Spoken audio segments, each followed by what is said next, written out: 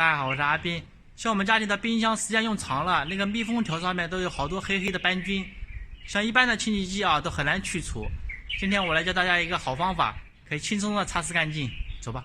你看，这个就是冰箱密封条上面的啊，看好多黑黑的。现在我们用普通的清洗剂清洗一下，看看就。先弄一点洗洁精。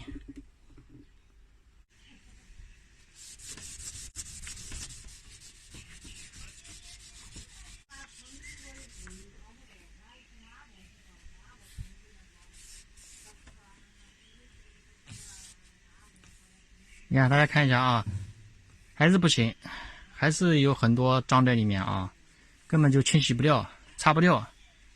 现在我来教大家一个好方法，那就是用巴氏消毒液来给它清洗，这样会清洗得很干净啊。现在我们来试一下，我先用抹布，然后它这个密封条面有凹槽，所以说我们用一张卡片。这样在里面刷的时候，可以轻松的把里面也刷拭干净啊！因为这个最好不要用手碰到这个巴氏消毒液的液体。现在我们倒一点进去。现在我们试一下，从这边倒一点到缝里面去。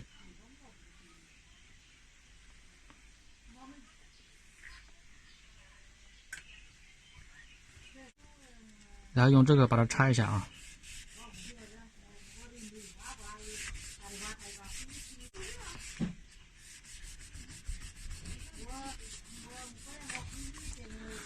好了，我们把这个边上给它清洗一下，中间我们就不清洗了啊，不擦了。等会儿看对比一下就知道了。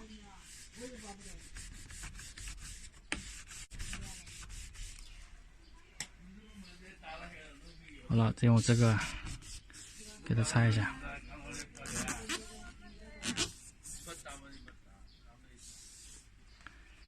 你看看这个边上一对比，就很明显了啊。这个只要再倒一点，再给它擦一下，就会很干净了啊。